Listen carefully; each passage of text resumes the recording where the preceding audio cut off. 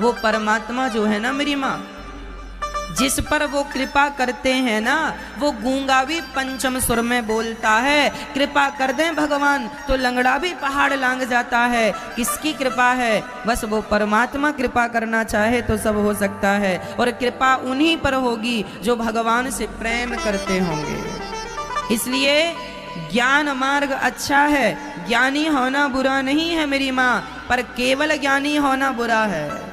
नैष्कर्म्यप्यच्युत भाव वर्जितम न शोभिते ज्ञानमलम निरंजनम। कोरा ज्ञान किसी काम का नहीं। कोरे ज्ञान के लिए कबीरदास जी ने दोहा लिख दिया, पोथी पढ़ पढ़ जग हुआ, पंडित भया न कोई, ढाई अक्षर प्रेम का पढ़े सो पंडित हो। कबीरदास जी भी कहते हैं कि ज्ञान से श्रेष्ठ प्रेम है।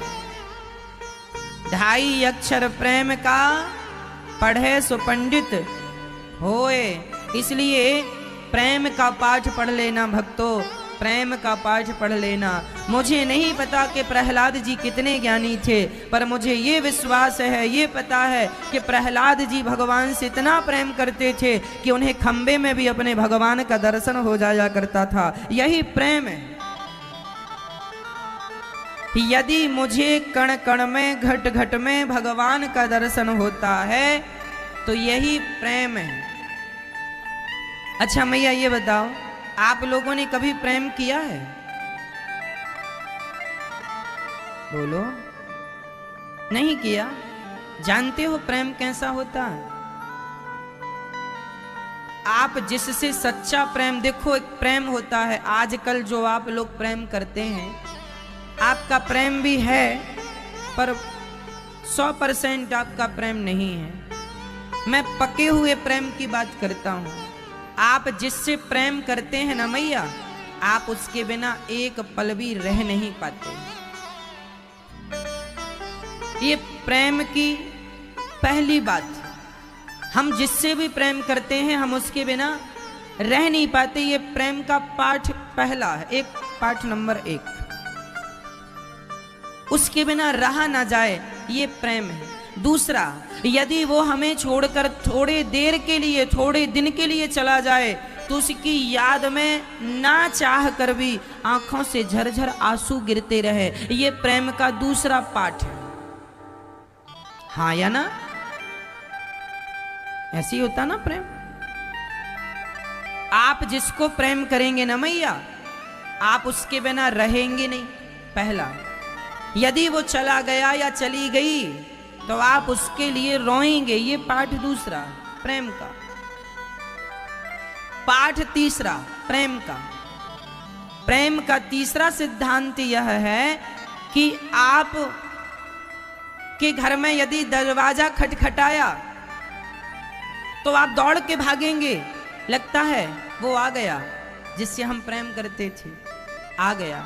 जाकर देखा तो वो था ही नहीं, कोई और था। फिर थोड़ी देर बाद फिर किसी ने दरवाजा, दौड़ के फिर खुशी से अब आ गया होगा, अब आ गया। जाके देखा फिर नहीं। ये प्रेम है। हर पल हर क्षण आप इंतजार करते हैं। किसका? प्रेमी का। मेरी माँ, आपके मोबाइल में जरा सा वाइब्रेशन हो जाए तो ऐसा लगेगा कि मेरे उनका फोन आ गया, मैसेज आ गया। ये प्रेम है। बस मेरी माँ, जितना प्रेम संसार के लोगों से हम करते हैं, इतना यदि भगवान से हो जाए। प्रेम के 3 ही पाठ हैं। पाठ नंबर 1 कि जब भगवान से आप प्रेम करेंगे ना मैया, तो आप भगवान के बिना रह ना पाएंगे। बार बार भगवान को देखने का मन करेगा। जब बार बार भगवान को देखने का मन करने लग जाए, समझ लेना कि आप प्रेम का पहाड़ा पढ़ने लग गए हैं और पाठ 1 चल रहा है। यदि थोड़ी देर के लिए हम भगवान से दूर हो जाएं तो आंखों में आंसू ना रुकें।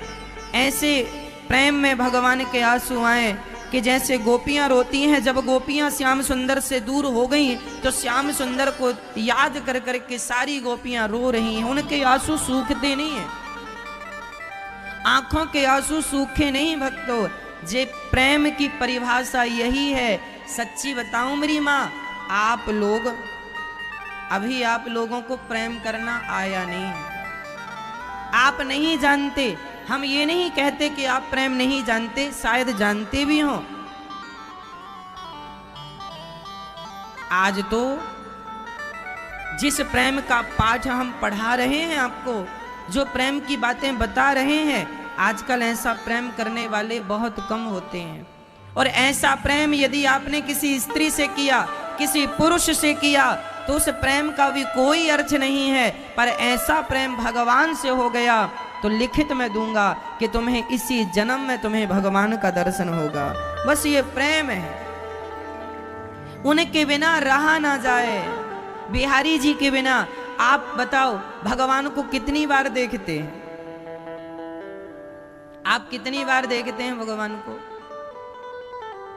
कितनी बार देखते हैं? बार बार देखा करो। वैसे प्रेम जो होता है ना मैया, ये तो होता है, ये मेरे कहने से नहीं होगा कि मैंने कह दिया और आपको प्रेम हो गया। ये होगा नहीं कहने से, बार बार उन्हें देखने का मन करे, बार बार उनके ध्यान में खोने का मन करे, यही प्रेम है।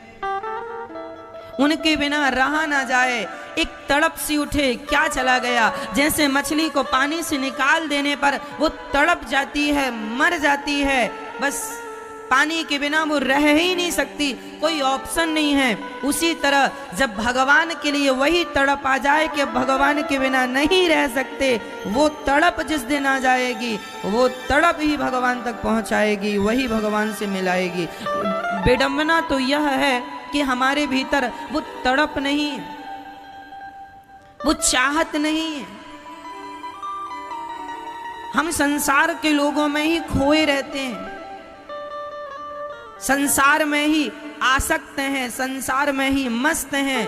काश हमारी आंखों में भी भगवान के लिए पानी होता, काश हमारी आंखें भी भगवान की याद में रोती। लेकिन ये निकम्मी आंखें संसार के लिए खूब रोती हैं, पर भगवान के लिए रोने को कहो तो भागती हैं। इनमें आंसू ही नहीं है, भगवान के नाम पर आंसू नहीं है, संसार के लिए खूब रोती हैं। क्या कहें, ये आंखें भी तो धोखेबाज हो गई हैं, ये भी संसार के लिए रोती हैं, भगवान के लिए रोती ही नहीं। क्या करें, सब धोखा देते जा रहे हैं। ये शरीर भी बहुत बड़ा धोखा देने वाला है। आप लोग अभी समझ लो, मेरी माँ, बहुत जल्दी आप समझ पाएंगे। ये जो आपका शरीर है ना, ये सबसे बड़ा धोखेबाज है। कैसा? एक दिन आपकी आंख धोखा दे देगी आपको, आंखों में कम दिखने लग जाएगा, बंद हो जाएगा, धोखा दे गई। कान धोखा देंगे, सुनाई बंद, अब सुनते ही नहीं, कच्छा नहीं सुनाई पड़ रही है, क्या सुन लेंगे अब। एक दिन ये पांव धोखा दे जाएंगे, ये हाथ धोखा दे जाएगा, और ये जो हमारा दिल दिल दिल दिल दिल दिन रात धड़कता है, धक धक धक धक धक धक दिल धड़कता रहता है, एक दिन ये दिल भी हमारा हमें धोखा देगा। इसलिए कहता हूं, जब तक ये दिल धड़क रहा है तब तक इसे भगवान के नाम पर धड़का लो, भगवान के लिए धड़का लो, नहीं तो एक दिन ये भी धोखा देगा, ये भी रुक जाएगा। सारी गोपियां भगवान की याद में रो रही हैं और उद्धव जी भगवान कह रहे। अच्छा एक बात बताओ, क्या हुआ है?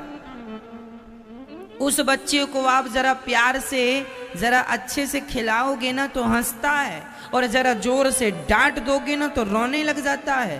कहने का अर्थ यह हुआ कि प्रेम की भाषा तो एक दिन का बच्चा भी समझता है, हाँ या ना? प्रेम की भाषा तो एक दिन का बच्चा भी समझता है। प्रेम से कुत्ते को रोटी डालोगे, पूंछ हिलाकर खाएगा, और जरा सा डांट दोगे तो कुत्ता भी भाग जाएगा।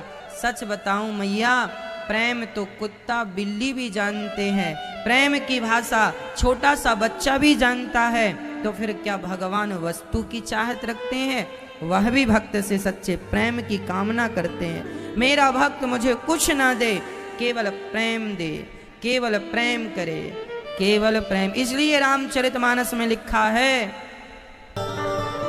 उद्धव जी का ज्ञान रूपी वस्त्र कांटों ने उलझा कर फाड़ दिया।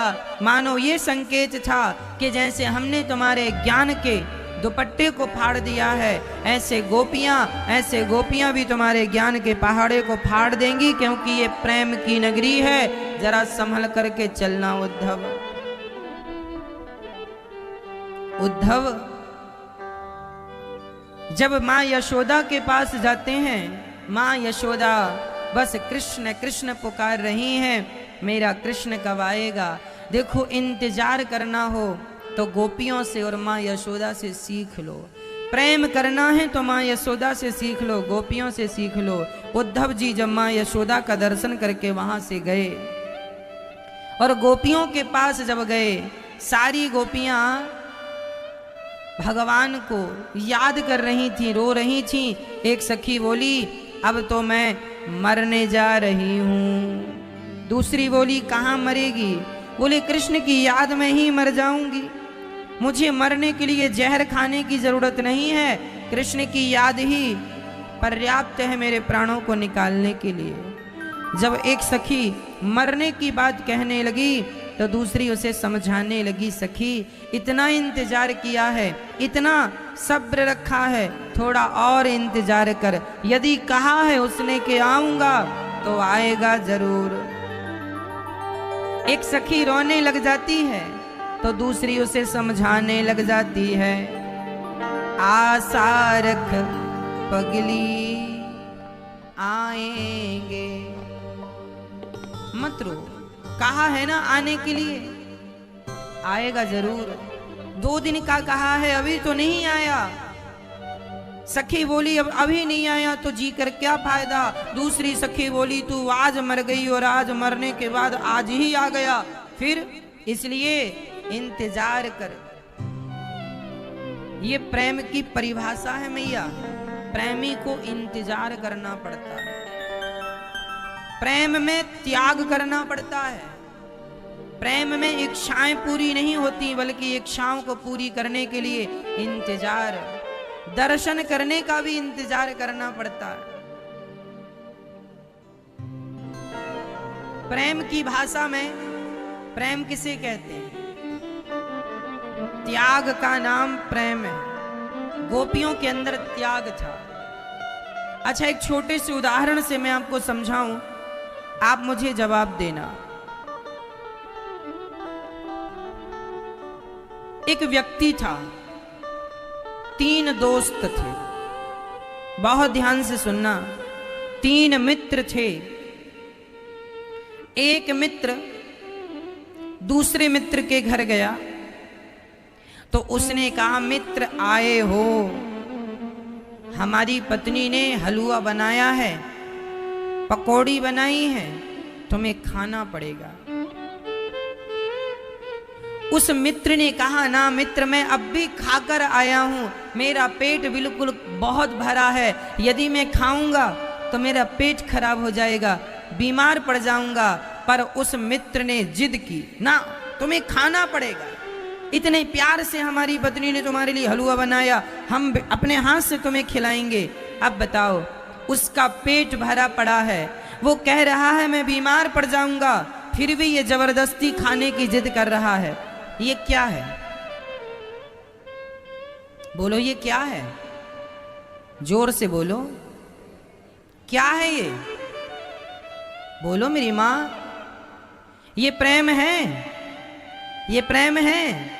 ना मेरी मां, इसका नाम प्रेम नहीं है। उसने जिद किया। इसके प्रेम में स्वार्थ है। इसके प्रेम में स्वार्थ ये है कि तुम्हारा पेट बिगड़े तो बिगड़े, तो मरो, पर हमारा हलवा जो बनाया वो तुम खाओ। ये प्रेम नहीं है, ये व्यक्ति का स्वार्थ है। और आजकल लोग इसी स्वार्थ को प्रेम का नाम देते हैं। एक्चुअली ये प्रेम की परिभाषा नहीं है। अब वही आदमी, वही मित्र अपने तीसरे मित्र के घर गया, और जब वहां गया तो उसने भी बढ़िया लड्डू और वहां बढ़िया उसने भी भोजन की तैयारी कर रखी, मेरा मित्र आएगा। पर ये जाते ही बोला कि मित्र क्षमा करो, आज मेरा पेट भरा है। उसने तुरंत सहर्ष स्वीकार कर लिया, कोई बात नहीं मित्र, तुम्हारा पेट भरा है, कोई बात नहीं, आज ना सही फिर कभी। कहने का अर्थ ये है कि प्रेम उसे कहते हैं जो अपने प्रेमी की मर्जी में, प्रेमी की इच्छा में अपनी इच्छा को मिला ले। आपकी इच्छा में मैं अपनी इच्छा मिला लूं, इसका नाम प्रेम है। पति की इच्छा में पत्नी अपनी इच्छा मिला ले, इसका नाम प्रेम है। अब पति खाने बैठा है और पत्नी परोसती जाए,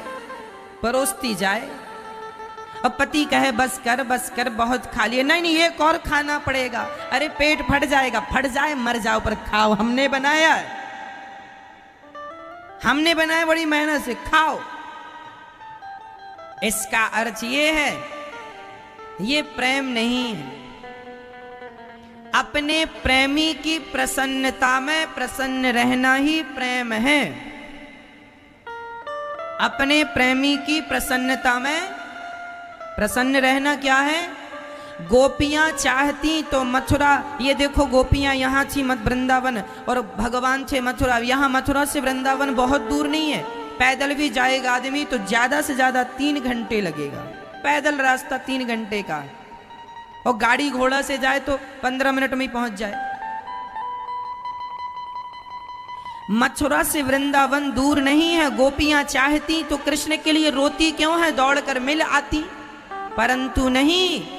ये प्रेम की परिभाषा है कि मेरा कृष्ण यदि मेरे बिना खुश है तो उसे मिल करके दुखी नहीं करना चाहूंगी, वो मेरे बिना खुश है तो मेरे बिना ही खुश रहे, मैं जाकर तुम्हें दुखी नहीं करूंगी। ये त्याग जो है, इस त्याग का नाम प्रेम है। त्याग का नाम क्या है? प्रेम है। और आज संसार का जो प्रेम, आज लड़का लड़कियों वाला जो प्रेम है ना, एक्चुअली ये प्रेम नहीं होता, ये केवल वासना होती है। लेकिन आज के बच्चे जानते नहीं कि प्रेम की परिभाषा क्या है, उस वासना को ही प्रेम का नाम दे दिया करते हैं। एक लड़का ने एक लड़की को एक पार्क में मिलने के लिए बुलाया। अब मैं संसार के प्रेम की आपसे बातें कर लूं। एक लड़के ने एक लड़की को एक पार्क में मिलने के लिए बुलाया। लड़की जरा 10 मिनट लेट हो गई। जब लड़की लेट हुई तो वो लड़का बरस पड़ा, मैं 10 मिनट से खड़ा हूं और तुम्हें समय की कोई परवाह नहीं है और लेट हो गई। वो डांटने लगा। क्या अर्थ निकला? लड़का चाहता है कि ये लड़की मेरे हिसाब से चले।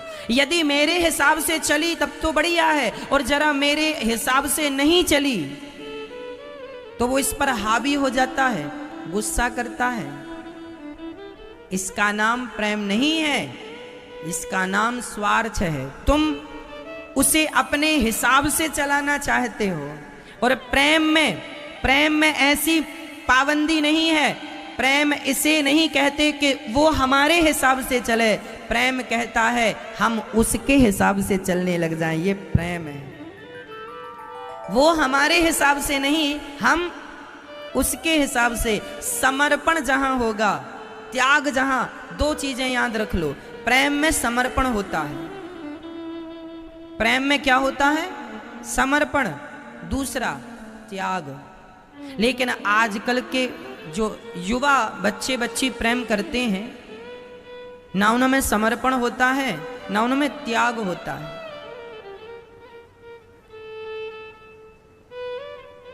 इसलिए उनका प्रेम वासनाओं की दुर्गंध से, आजकल का जो लड़का लड़कियों वाला प्रेम है, उस प्रेम में वासना की दुर्गंध होती है मैया। क्या होती है? वासना की दुर्गंध। और जहां वासना की दुर्गंध होगी मैया, लिख के रखना, वो प्रेम नहीं होगा। प्रेम तो वासना रहित हुआ करता है। जैसे गोपियों का प्रेम था, कोई वासना नहीं थी। कृष्ण छोड़कर चले गए। कितने साल के लिए गए हैं जरा बताओ? पूरे 100 साल के लिए। कितने वर्ष के लिए गए हैं भगवान? पूरे 100 साल के लिए गए।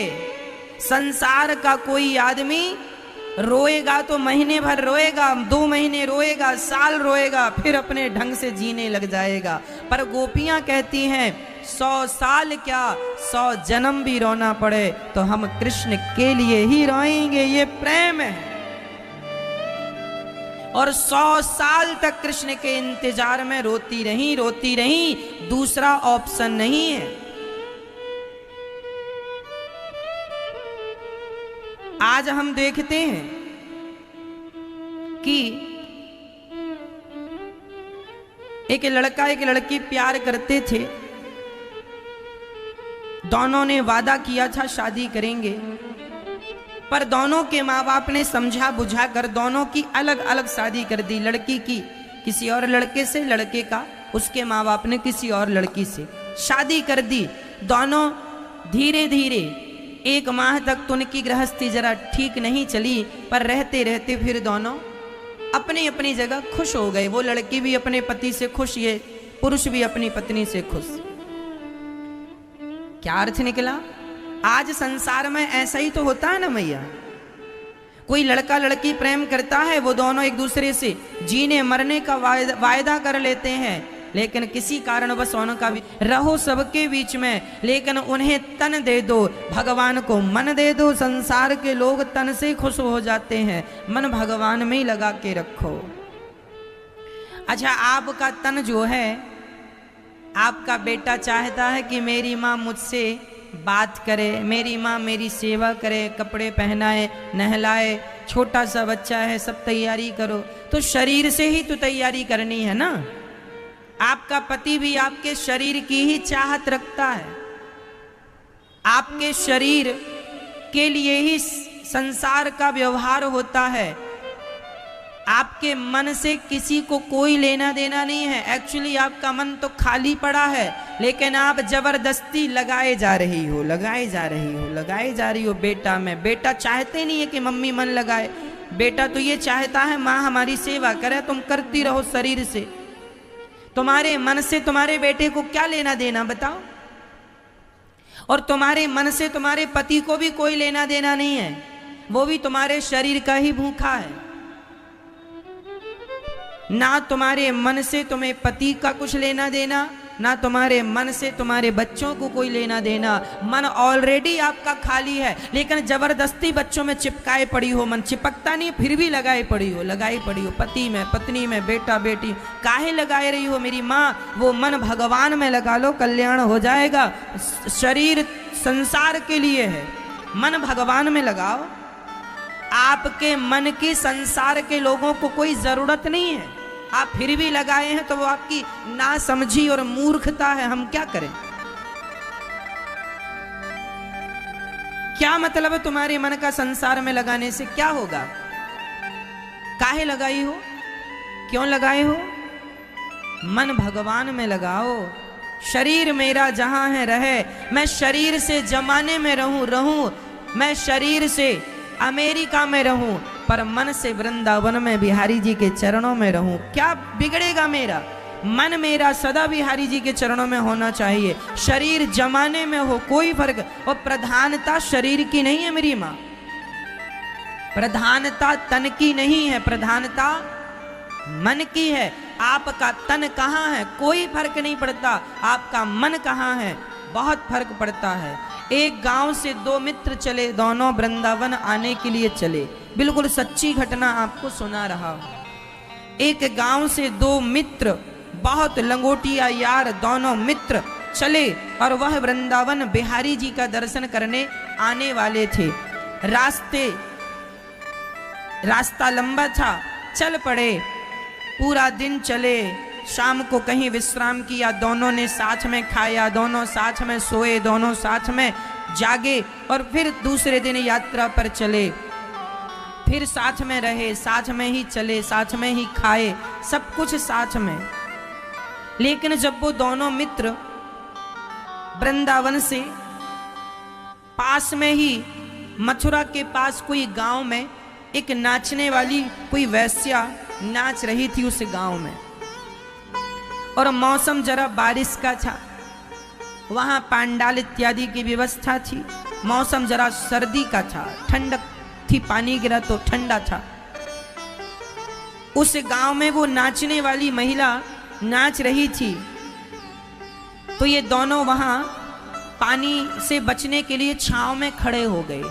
खड़े हुए तो वहां वैश्या नाच रही थी, दोनों के कान में उसकी घुंघरू पड़ी, सुर पड़ा, दोनों ने पलट कर देखा, बड़ी सुंदर स्त्री नाच रही है। दोनों बैठ गए।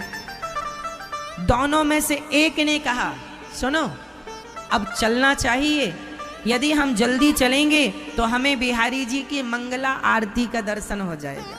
अब पास में ही तो आ गए हैं, है ना, जल्दी चलें, यमुना जी नहाएंगे और जल्दी से मंगला आरती का दर्शन कर लेंगे। सवेरे की आरती, 4 बजे की आरती देख लेंगे, 4:30 बजे तक। अच्छा, एक बोला चलो दर्शन करने बिहारी जी का, पास में ही है, थोड़ा और चलते हैं। दूसरे ने कहा देखो कितना बढ़िया नाच रही है, अब आ ही गए हैं, देख लेंगे, आज यहीं रह जाते हैं, मौसम भी खराब है, आज यहीं रह लेते हैं, सवेरे होगा चले चलेंगे, कल की मंगल आरती का दर्शन कर लेंगे। उसने कहा ना, मैं तो भगवान के लिए आया हूं, तो भगवान का दर्शन करने जाऊंगा, तू यहां क्यों रुकेगा, ये नाच रही है, अरे देख कितना बढ़िया नाच रही है, जरा देख लें, आंखों को अच्छा लग रहा है। वो एक बच्चा, एक आदमी वहां रुक गया, एक मित्र रुक गया, दूसरे का मन नहीं माना और दूसरा चल पड़ा। वो चला, चलता चलता चलता चलता वो यमुना जी आया, यमुना जी में नहाया, स्नान किया, और सवेरे मंगला आरती में वो बिहारी जी आ गया।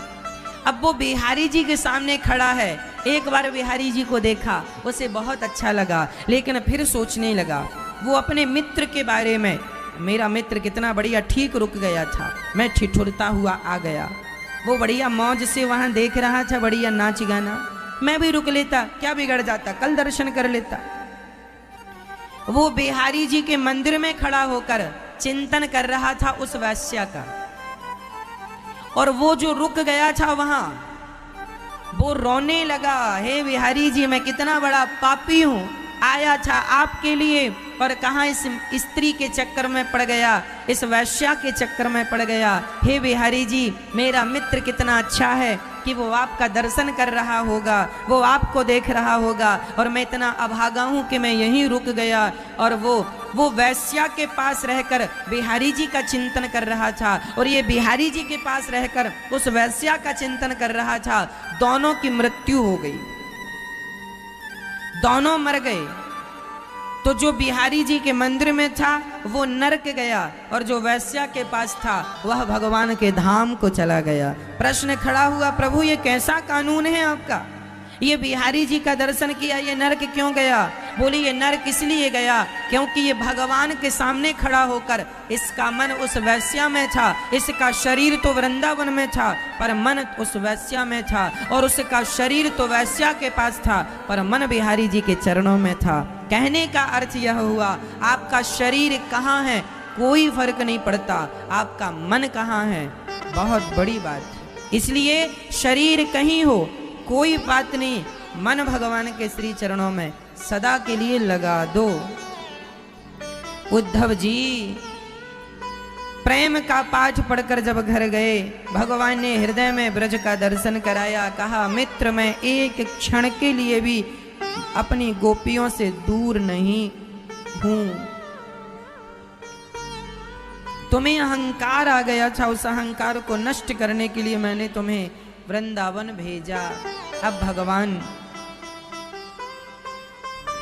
उसके बाद ठाकुर जी ने विवाह की लीला पूरी की, जो कि कल हमने आपको सुनाया।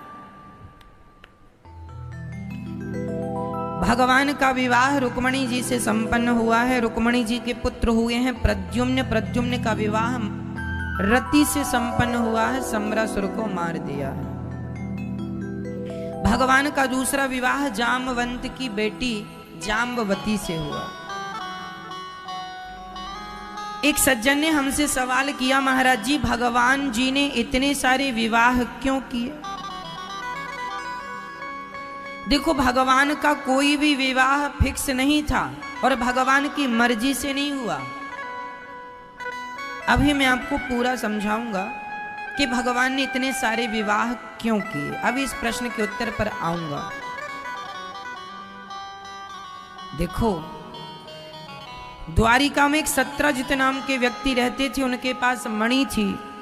भगवान ने उनसे मणि मांगी। उन्होंने कहा कि भगवान ने कहा राज खजाने में जमा करोगे तो प्रजा का कल्याण होगा। उन्होंने मना कर दिया और भगवान ने दोबारा मांगा नहीं। उनके भाई प्रसन्न वह मणि पहन के जंगल गए और जंगल में एक बब्बर शेर ने उन्हें मार डाला। प्रसन्न ने जामवंत जी ने शेर को मारा और मणि ले जाकर बेटी को दे दी। अब भगवान की मणि चली गई जामवंत जी के पास। सत्रजित की मणि भाई के द्वारा जामवंत जी तक पहुंची और भगवान को कलंक लगाया झूठा। भगवान को झूठा कलंक सत्रजित ने लगाया कि भगवान ने कृष्ण ने हमारी मणि चुरा ली, छीन ली। झूठा कलंक। कई बार हमें झूठे कलंक से भी गुजरना पड़ता है। प्रिय भक्तों, एक बार भगवान ने गणेश चतुर्थी की चंद्रमा को देखा था, जिसके कारण भगवान को कलंक लगा। रामचरितमानस में भी ये वर्णन है, जो आपन चाहे कल्याणा, सुजस सुमति शुभ गति सुख नाना, सो पर नार लीलार गोसाई, तजऊ चौथ के चंद्र की नई। हमारे शास्त्रों में गणेश चतुर्थी की चंद्रमा को नहीं देखने का विधान है। अब सवाल खड़ा हुआ, क्यों नहीं देखना? क्योंकि एक बार गणेश जी ने चंद्रमा को श्राप दे दिया था।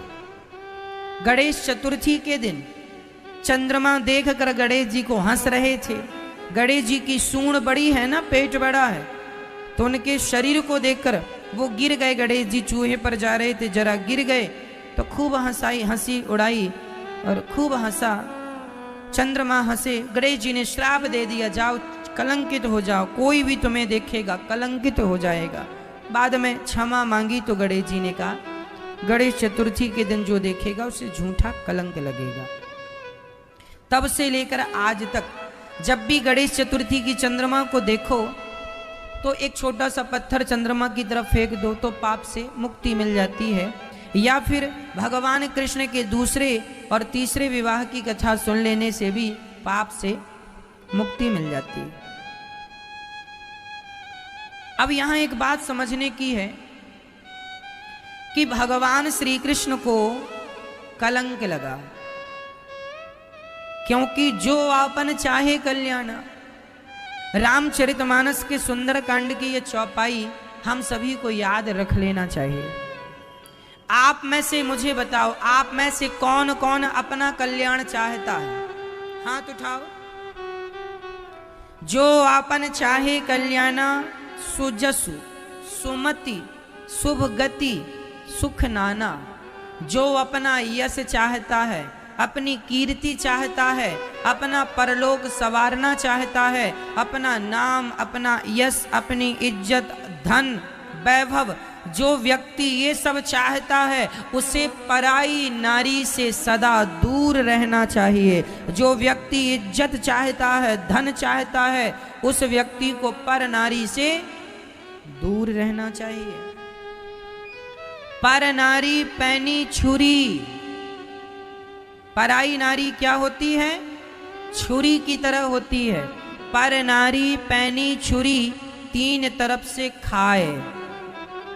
धन हरे, यौवन हरे और घोर नरक ले जाए। पर स्त्री से, पराई नारी से हमेशा पुरुष को बच करके रहना चाहिए। समझदार पुरुष वही है जो अपने आप को पराई स्त्री से बचा के रखे। और हम तो कहते हैं कि आप सभी अपने आप को चरित्रवान बनाइए। जो व्यक्ति चरित्रवान होगा वह व्यक्ति यहाँ भी सुखी होगा, वहाँ भी सुखी होगा।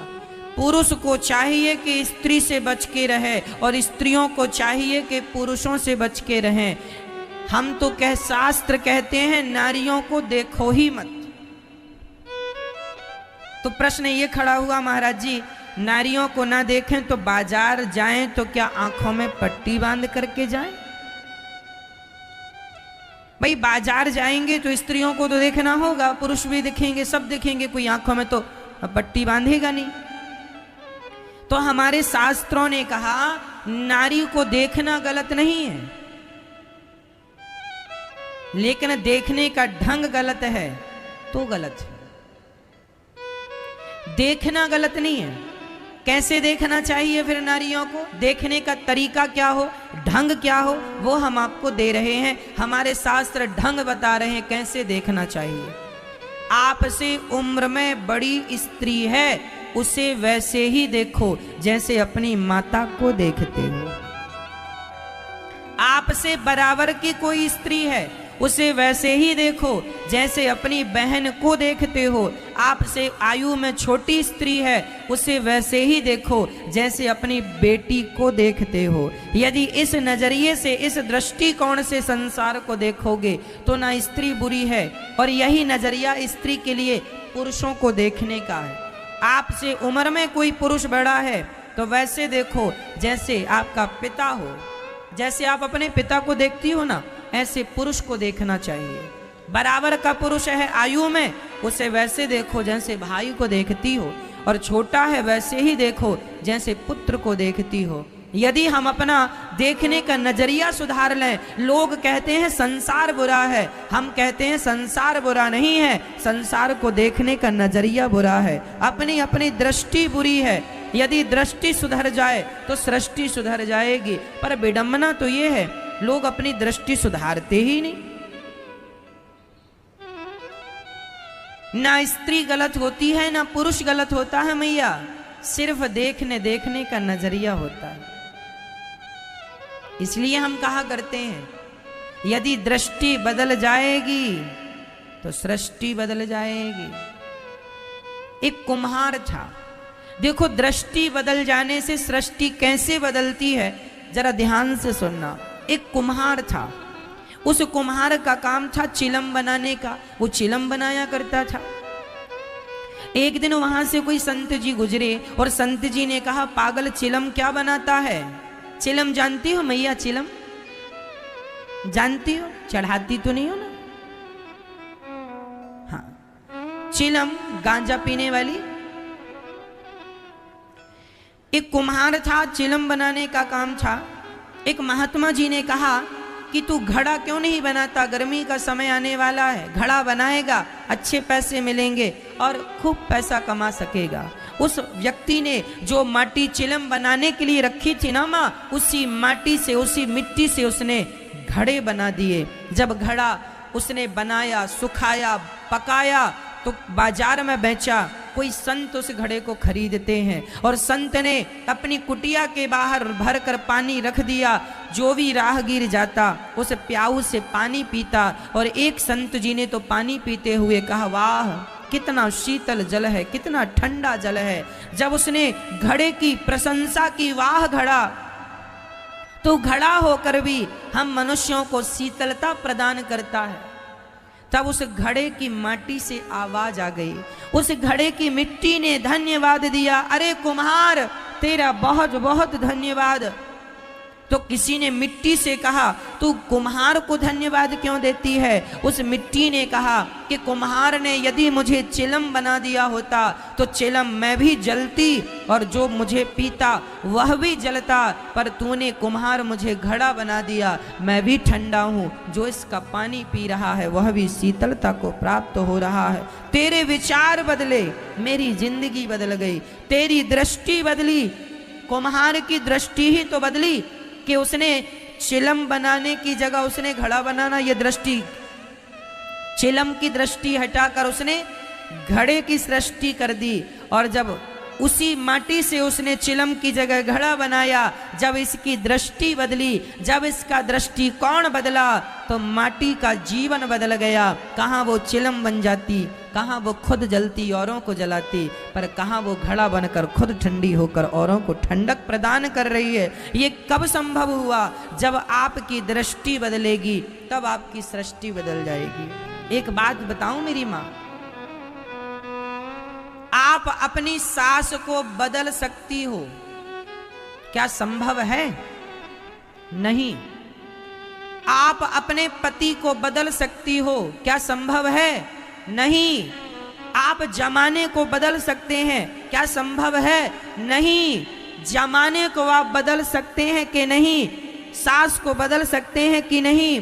पति को बदल सकते हैं कि नहीं? पुत्र को बदल सकते हैं कि नहीं? ये संभव नहीं है, लेकिन ये संभव है कि हम अपने आप को बदल सकते हैं। और जिस दिन आपने अपने आप को बदल दिया, अपने विचारों को बदल दिया, उस दिन आप देखेंगे कि सब कुछ बदला हुआ दिखाई पड़ेगा। जब मैं अपने आप को बदलता हूं तो सब बदल जाता है। मैं अपने आप को नहीं बदलूंगा तो मैं आपको कैसे बदल सकता हूं? आपको बदलने के लिए पहले मुझे अपने आप को बदलना होगा। मैया जी, पहले किसे बदलना होगा? अपने आप। इसलिए हमें किसी को बदलने की जरूरत नहीं है। बदलाव यदि देखना है तो पहले खुद के भीतर बदलाव महसूस कीजिए। यदि बदलना है, याद रखना मेरी माँ, संसार को वही बदल सकता है जो स्वयं को बदल सकता है। जो स्वयं नहीं बदल सकता वो संसार को कभी नहीं बदल सकता। पहली शुरुआत हमसे होनी होगी, हमसे होनी चाहिए। परिवर्तन आपसे शुरू नहीं होगा, परिवर्तन हमसे होगा। इसलिए कसम खा लो कि हम अपने आप को बदलेंगे, अपने गंदे विचारों को डिलीट करेंगे, अच्छे विचारों के साथ, अच्छी ऊर्जा के साथ, अच्छी एनर्जी के साथ, प्रसन्न चित्त। हम हमेशा दुखी नहीं रहेंगे, हम हमेशा प्रसन्न रहेंगे। विचार बदलो, अपने आप को बदलो, अपनी सोच बदलो, अपनी मानसिकता बदलो, अपने देखने का ढंग, अपने सोचने का ढंग सब बदलो। जिस दिन आपने अपने आप को पूर्ण रूप से बदल दिया, उस दिन आप जिसको पकड़ लोगे वो बदल जाएगा। शुरुआत हमसे करनी होगी, स्वयं से करनी होगी। बताओ मैया, इस संसार में कौन बुरा है? लड़का बुरा है, लड़की बुरी है, स्त्री बुरी, पुरुष बुरा, कौन बुरा है? लोग कहते हैं महाराज जी जमाना बुरा है। तो जरा पूछो इन लोगों से कि जमाना यदि बुरा है तो ये बताओ कि जमाने से तुम हो या तुमसे जमाना है? बताओ, जमाने से हम हैं या हमसे जमाना है? बोलो बोलो, जमाने से हम हैं या हमसे जमाना है? जल्दी बोलो बोलो। जमाने से हम नहीं है मैया, जमाने से हम नहीं है, हमसे। लोग कहते हैं जमाना बुरा है, भाई जमाना भी तुमसे ही है। तुम अच्छे होगे तो जमाना भी अच्छा होगा, क्योंकि जमाना भी तुमसे ही तो है। तुम बुरे हो तो जमाना बुरा है, तुम अच्छे हो तो जमाना अच्छा है। इसलिए बदलाव हमसे होना चाहिए, परिवर्तन हमसे होना चाहिए, शुरुआत हमसे हो। बुरा जो देखन मैं चला, बुरा न मिलिया कोई, जो दिल खोजा आपुना, हमसे बुरा न कोई। हम ही बुरे थे पर जमाने भर में गाते रहे तुम बुरे हो, तुम बुरे हो। कोई बुरा नहीं, हम बुरे। प्रिय भक्तों, अपना कल्याण चाहते हो तो पर नारी का त्याग कर दो। किसका त्याग कर दो? पर नारी, पर पुरुष। स्त्रियां अपने पति के सिवा किसी पुरुष को ना देखें। पुरुष अपनी पत्नी के सिवा किसी स्त्री को ना देखे, देखे तो वैसे ही जैसे अपने माँ को देखता है, बहन को देखता है, बेटी को वैसे देख। सोच अच्छी हो, विचार अच्छे हो, संस्कार अच्छे हो मैया।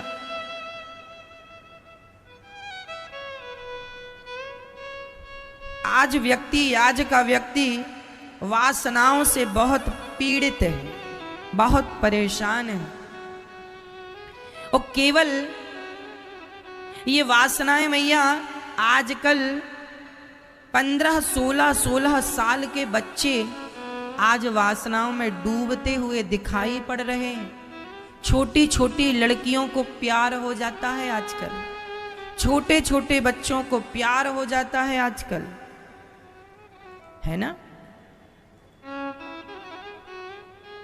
हम लोग छोटे छोटे थे जब 10वीं पढ़ते थे, तब हम लोगों को पता ही नहीं था कि ये प्यार व्यार क्या होता है। सच्ची बोल रहा हूं मैया, हम जब 10वीं पढ़ते थे ना, 10वीं क्लास में, तब हमें नहीं पता होता था कि प्यार व्यार क्या होता है। पढ़ाई करते थे कुछ, उस समय जब हम 10वीं पढ़ते थे उस समय मन में कुछ विकार था ही नहीं, सोच में विकृति थी ही नहीं। आजकल 10वीं पढ़ने वाले छोरा छोरियों को देख लो, इनको प्यार हो जाता है, खूब बढ़िया से प्यार कर लेती हैं हमारी बहन। गोल गोल रोटी नहीं बना पाती अभी,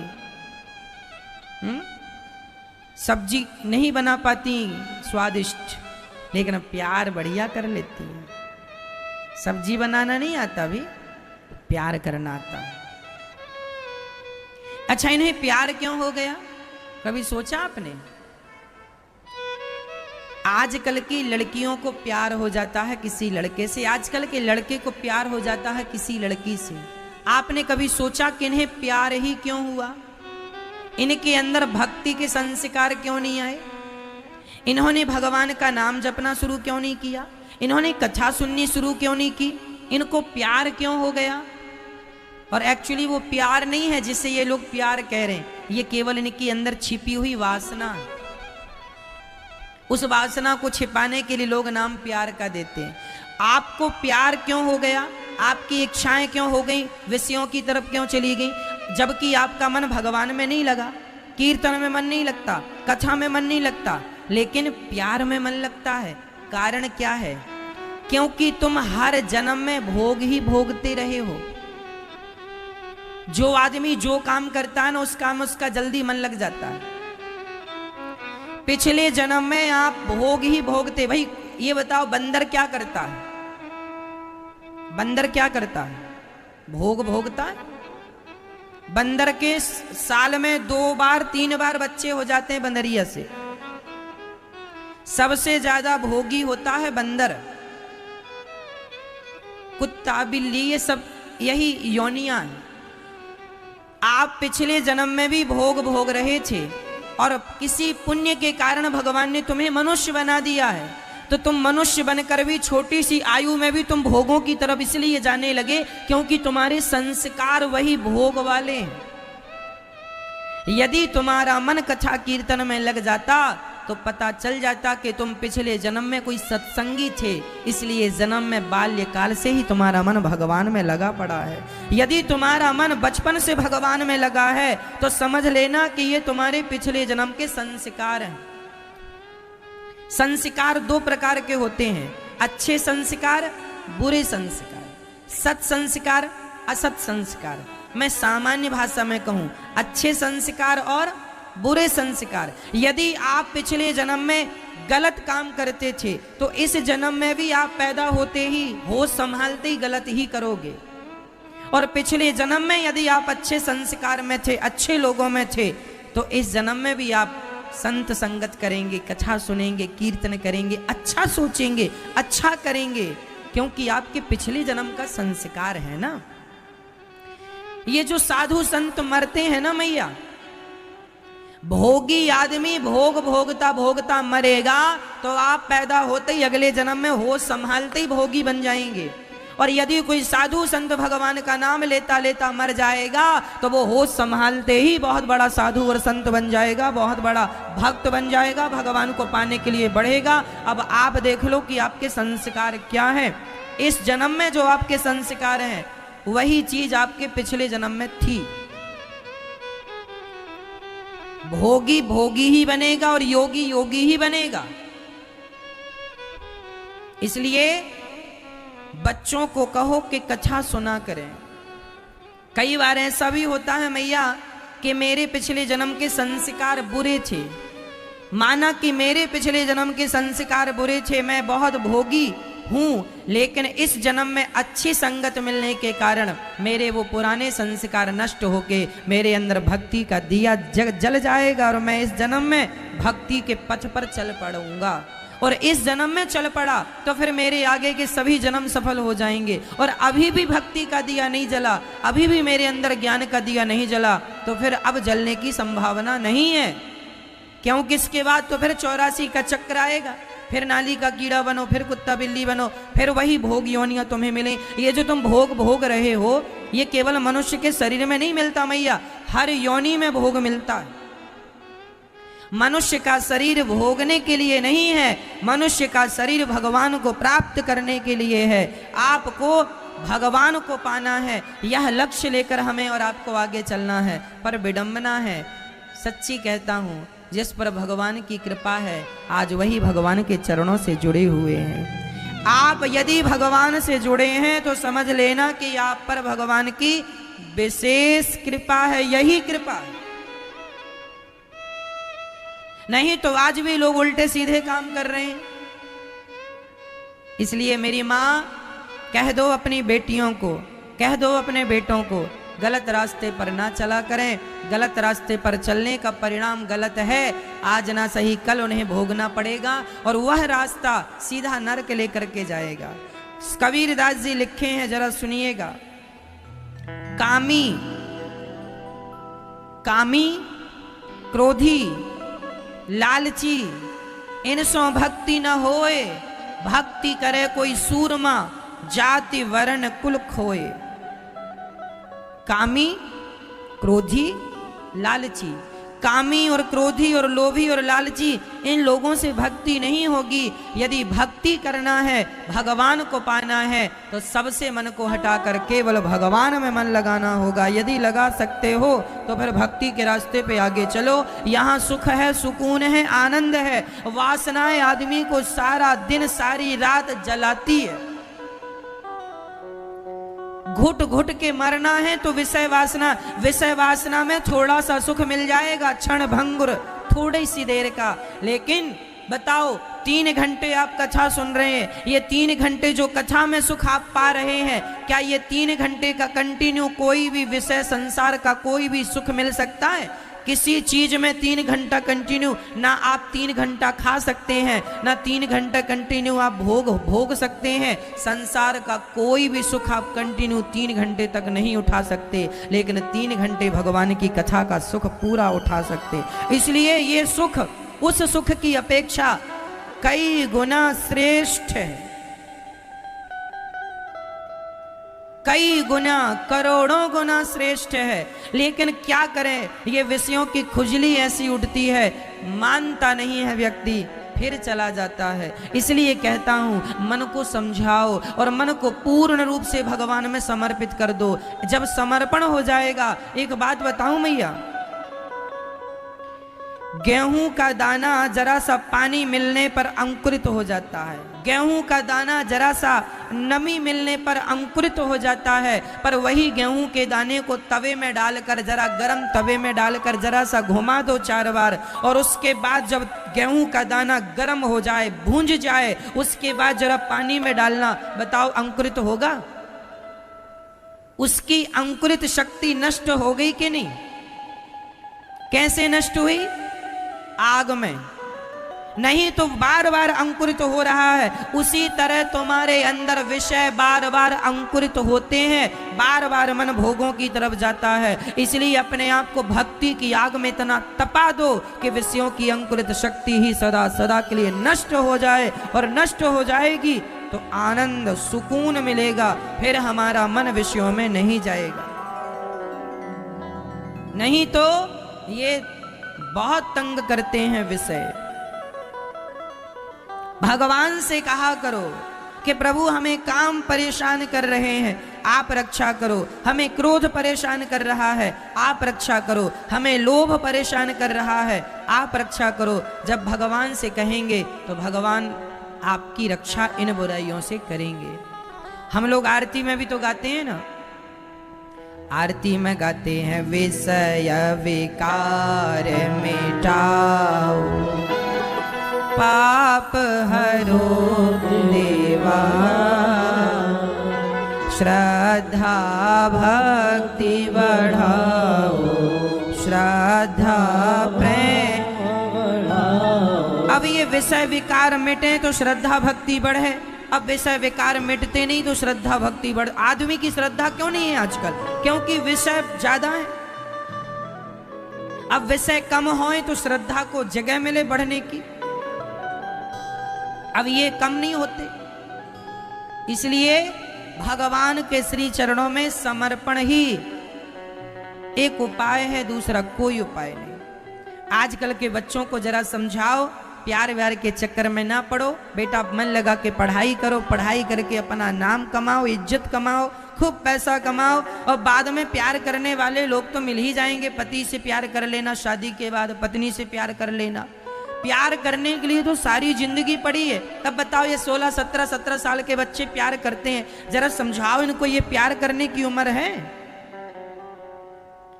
हाँ, 18 साल की छोरी भाग गई किसी लड़के के संग, अभी इसको कुछ भी नॉलेज नहीं है। शादी सरकार भी परमिशन राइट कब देती है विवाह करने का? लड़के की उम्र कितने साल की हो, कम से कम कितने साल की? कितनी? जोर से 21, 21, 21 साल की। 21 साल का लड़का होगा, मतलब 21 साल का लड़का नहीं हुआ, इसका मतलब अभी तू नहीं जानता गृहस्थी क्या होती है, तू नहीं जानता प्यार व्यार क्या होता। अभी पढ़ बेटा, सरकार भी कह रही है। और 21 साल का होने के बाद जरा अपना कैरियर बना, भविष्य बना, पैसा कमा, इज्जत कमा, लड़की खूब मिलेंगी विवाह करने के लिए। कहां ले लेके चोरों की तरह भाग रहा है ना? इसलिए बच्चों को स्कूल के साथ साथ ये चीजें बताया करो, बेटा तेरा भविष्य जरूरी है, तेरी पढ़ाई जरूरी है, तेरा नाम, तेरी इज्जत जरूरी है। ये शादी विवाह के ऑफर तो बाद में बहुत आएंगे, हाँ या ना? इसलिए अब आप मम्मी पापा हो के समझाती नहीं हो, बच्चे बिगड़ जाते हैं, बाद में रोती हो। इसलिए तुमसे ना समझें तो कथा सुनाया करो। ये दास अनिरुद्धि समझा देगा आपके बच्चों को। कथा भी नहीं सुनाती हो तो कैसे समझेंगे? बाद में फिर रोने बैठ जाना, मैया महाराज बेटा बिगड़ गया, कथा क्यों नहीं सुनाई, संस्कार क्यों नहीं दिया, अब बिगड़ गई तो फिर रोते क्यों हो? फिर मत रो। कहां थे जब तुम्हारे बच्चे बिगड़ रहे थे? एक दिन में नहीं बिगड़ता बच्चा, बहुत लंबे समय तक वो उनकी प्लानिंग होती है। तुम्हें पता ही नहीं चलता तुम्हारे बच्चे क्या कर रहे हैं। तुम्हें लगता है बच्चा रजाई ओढ़ के सो रहा है, रजाई ओढ़ के सो नहीं रहा, रजाई के अंदर व्हाट्सएप चला रहा है। जरा देख लो, आजकल के बच्चे होशियार हो गए हैं। रजाई ओढ़ा, कंबल ओढ़ के सो रहा, तुम्हें लगता सो रहा, सो नहीं रहा, फेसबुक चला रहा है। तुम्हें पता ही नहीं है, तुम्हारे बच्चे तुम्हें बेवकूफ बना रहे हैं। और माँ बाप को लग रहा है बेटा पढ़ रहा है, बेटा पढ़ रहा है, बेटा।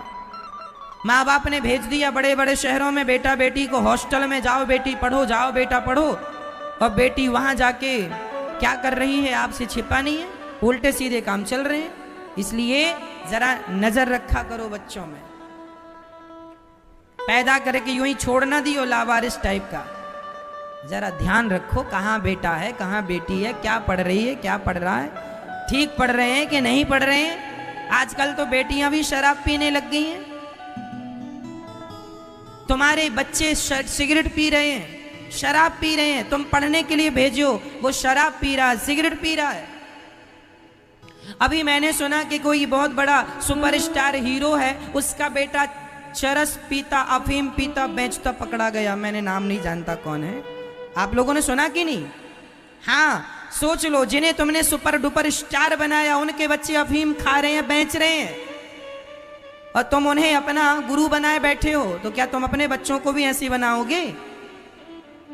इसलिए कहता हूं मेरी मां, समय से संस्कार दे देना, नहीं ये बड़े बड़े सुपर डुपर स्टारों के बच्चे देख लो जेल जा रहे हैं कि नहीं। नाम कमा लेना अलग है मेरी माँ, इज्जत कमा लेना अलग है, लेकिन संस्कार ले लेना और दे देना ये अलग विषय है। इन लोगों ने पैसा कमा लिया, इज्जत कमा ली, लेकिन संस्कार ना ले पाए, ना अपनी औलाद को संस्कार। फिर जो अपनी औलाद को संस्कार ना दे पाए, ये तुम्हारे बच्चों को संस्कार देंगे? इनकी पिक्चर तुम्हारे बच्चे देख रहे हैं, इनके खुद के बच्चों को तो ये सुधार ना पाए, तुम्हारी औलाद सुधार देंगे ये लोग? आज तुम्हारे बच्चों का भविष्य खतरे में है, क्योंकि ये सबसे ज्यादा पिक्चर देखते हैं, मूवी देखते हैं, और मूवी बनाने वाले, मूवी में जो हीरो हीरोइन होते हैं, जरा उनका बैकग्राउंड देख लो, क्या छिपा है। अभी पिछली बार जब वो फांसी लगा के मर गया था, क्या नाम था उसका, सुशांत केस के बाद पता चला कि हीरोइनें गांजा पीती है। न्यूज में हमने सुना, न्यूज में हमने देखा, हम तो उनके घर जाते नहीं है। चरस वो पिए, अफीम वो पिए, गांजा हीरोइन, हाँ या ना? आपने सुना कि न्यूज में? हम गलत तो नहीं बोल रहे हैं। बड़ी बड़ी हीरोइनें, आपके हीरो, आपके सुपर डुपर स्टार गांजा पीते हैं, चरस पीते हैं, अफीम पीते हैं, और शराब तो उनके लिए आम बात है। ऐसे लोगों से तुम्हारे बच्चे क्या सीखेंगे, जरा हमें ये तो बताओ, क्या सीखेंगे? ये दास अनिरुद्ध रोज वृद्ध माओं के पांव दबाता है, इसलिए पांव दबाता है कि मैं पांव दबाऊंगा तो आपके बच्चे भी सीखेंगे अपने माँ के पांव दबाना। मैं इसलिए पांव दबाता हूं कि मैं दबाऊंगा तो सीखेंगे, पर तुम्हारे बच्चे को तो टाइम नहीं है कथा सुनने का, मूवी देखेगा, पिक्चर देखेगा। तुम अच्छी चीज सिखाती कहां हो अपने बच्चों को? क्यों नहीं कहती हो अपने बच्चों को कि कथा सुनाकर? क्यों नहीं अपनी बेटी और अपने बेटे को कथा के लिए प्रेरित करती हो मैया? क्यों नहीं दिखाती हो कथा? क्यों नहीं रामचरितमानस पढ़वाती हो? क्यों नहीं गीता पढ़वाती हो बच्चों से? क्यों दिन भर पिक्चर देखते रहते हैं तुम्हारे बच्चे? और देख कर क्या बनेंगे? बन तो गए, उनकी औलाद क्या बन गई, देख लो क्या बन गई। तुम्हारे बच्चे बन जाएंगे बहुत अच्छे उनको देख के। फिर भी नहीं जागे तो अपना सत्यानाश ही करा रहे हो। बाद में दोष ना देना कि बताया नहीं, हम बता रहे हैं, नहीं समझोगे, यही सत्यानाश होना है। तुम्हारे बच्चों के संस्कार नष्ट हो जाएंगे, बाद में रोने के लिए आंसू भी नहीं मिलेंगे। देर ना कर देना, सही वक्त में सही बातें समझा रहा हूं, बच्चों को समझा देना। दूसरों का भला ना करो, अपना तो कर लो।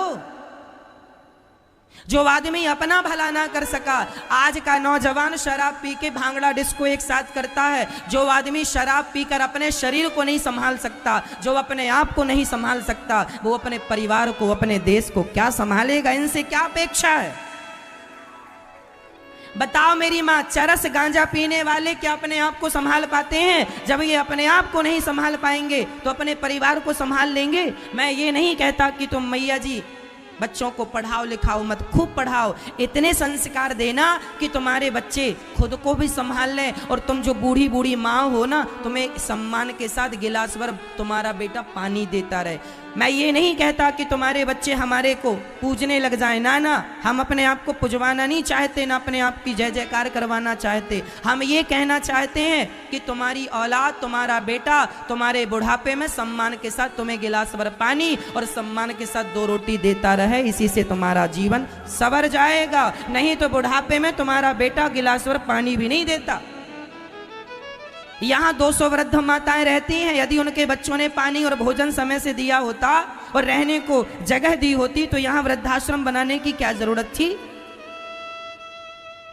इनके बच्चों ने पिक्चर बराबर देखी है पर कथा बराबर नहीं सुनी। काश कथा सुन ली होती तो आज इन माओं को ये दिन ना देखने पड़ते।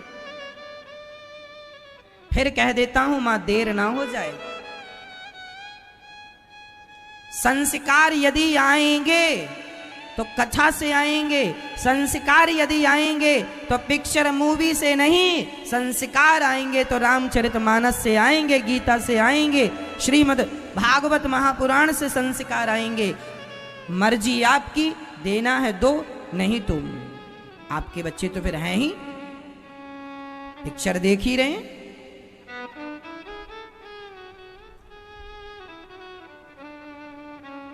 इसलिए हमारे यहां गुरु होते हैं। गुरु कौन?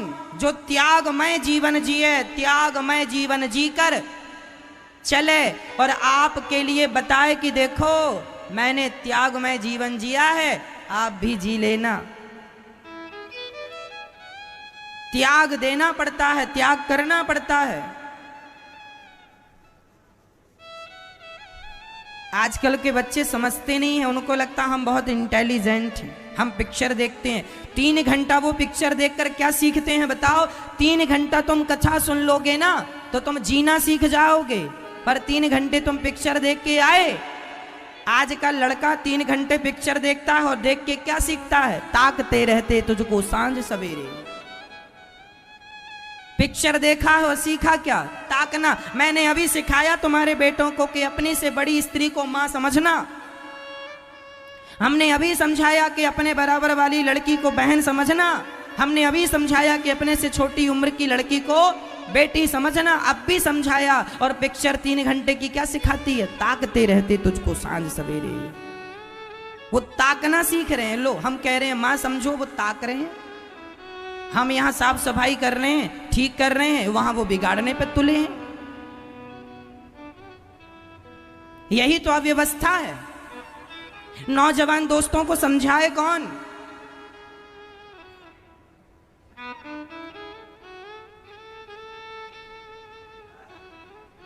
विनाश काले विपरीत बुद्धि।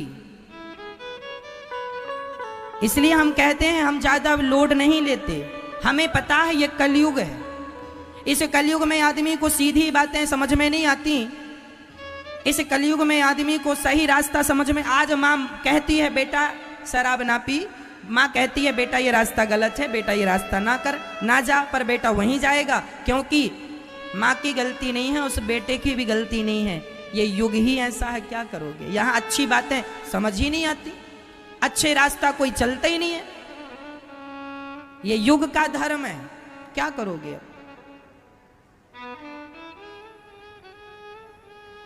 भगवान, इसलिए हम कहते हैं अपनी माँ का दिल ना दुखाओ, प्यार से रहो और देखो ईमानदारी से सेवा करो। हम सेवा करते हैं, आप बच्चे आपके सेवा करें ना करें ना करें, हमें समझाने का काम है, हम समझाएंगे। हमारा सिखाने का काम है, सिखाएंगे। नहीं करें तो अब हम क्या करें। हम तो कर रहे हैं, और हम इसलिए कर रहे हैं कि हमें देख कर करो। देख ही चलो, तुमसे नहीं होता तो देख के कर लो। इसलिए ये दास सेवा करता है। सुबह से शाम तक हमारा समय सेवा में जाता है, और हम सेवा को ही अपनी भक्ति मानते हैं। और हम ये बात जानते हैं, ये बात मानते हैं कि इस दुनिया में वही व्यक्ति अपना लोक परलोक संवारेगा जो सेवा से जुड़ा हुआ है। सेवा कर लो तो आपका लोक भी सही होगा, परलोक भी सही होगा। और नहीं तो फिर अफीम खाते रहना, चरस खाते पीते पकड़े गए हैं लोग, फिर तो रास्ता है ही गलत, चल ही रहे हैं लोग उसमें। मैं नहीं चाहता कि आपके बच्चों को कोई खतरा हो। मैं नहीं चाहता कि आपके बच्चों का भविष्य खतरे में चला जाए।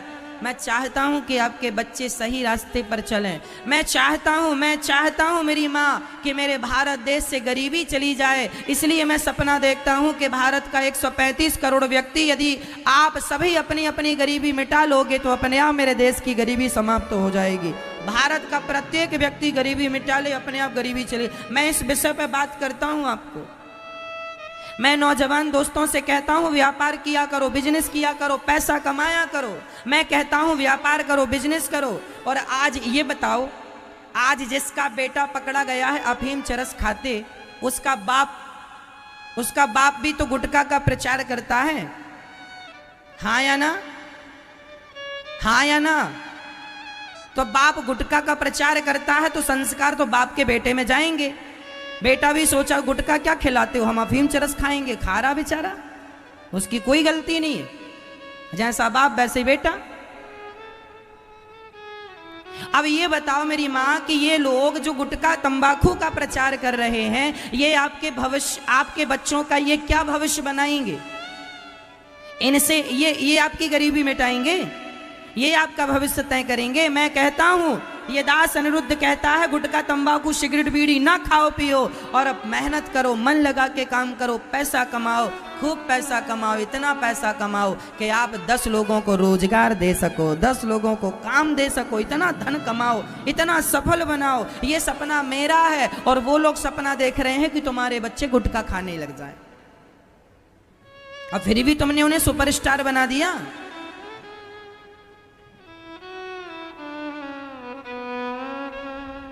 ये दास अनिरुद्ध सेवा को महत्व देता है और सेवा ही आपसे चाहता है, आप भी सेवा करो।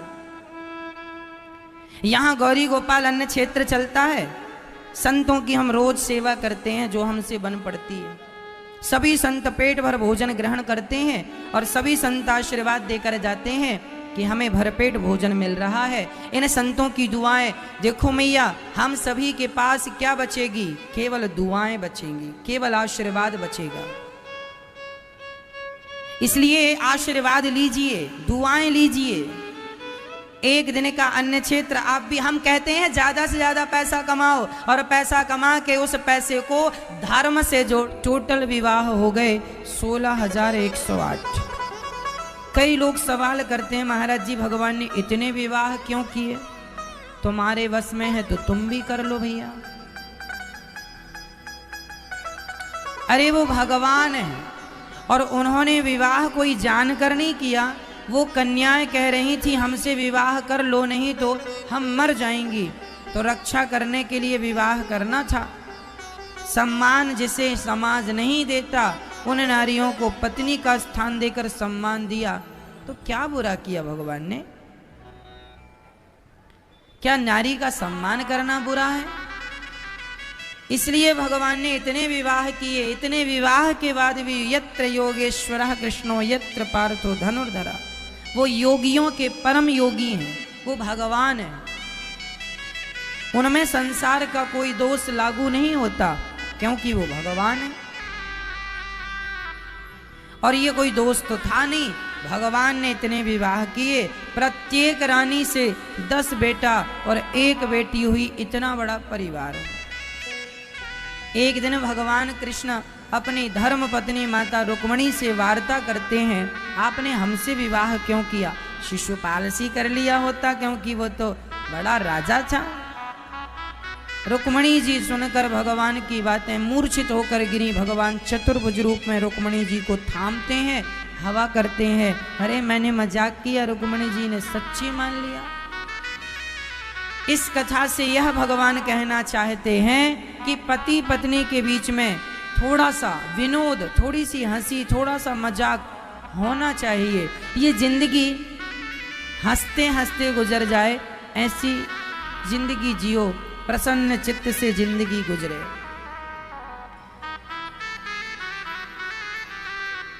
राजा, उसके बाद भगवान ने अनिरुद्ध का विवाह, चित्रलेखा ले गई अनिरुद्ध को और उषा से विवाह हुआ। बाणासुर का कल्याण किया भगवान ने। इसके बाद राजा नृग पर भगवान ने कृपा की। नृगो नाम नरेंद्रोह मिक्ष्वाकुतनयः प्रभु। इक्ष्वाकु वंश के राजा नृग थे। इन्होंने बहुत सारी गाय दान की, पर एक ही गाय इन्होंने 2 बार दान कर दी। ये गाय दान किए, वो पंडित जी के घर से छूट के इनकी गौशाला में आई, उसी गाय का दान इन्होंने दूसरे ब्राह्मण देवता को कर दिया। गौ दान 2 बार कर दिया, मतलब दी हुई वस्तु को उन्होंने फिर एक्सेप्ट करके दान कर दिया। इस कथा से हमें ये सीखना है कि जो हमने दे दिया उसे फिर हमें रखना नहीं चाहिए। दिया हुआ दान हमें वापस नहीं लेना चाहिए। राजा नृग ने उसी गाय का दान किया जिस पाप के कारण उन्हें गिरगिट बनकर आना पड़ा। चूंकि गौदान किया था तो भगवत कृपा हुई और गिरगिट योनि से उन्हें मुक्ति मिली। इसके बाद भगवान ने पौंड्रक और काशीराज द्विविध का भगवान ने उद्धार किया। ये पौंड्रक नकली भगवान बना घूमता था, शंख चक्र लिए घूमता था, नकली कहता था मैं ही भगवान हूं। मैया जी आज बहुत सारे लोग अपने आप को ही भगवान मान लेते हैं, अपने आप को ही भगवान समझ लेते हैं, जबकि हमें ये जानना चाहिए कि भगवान एक है।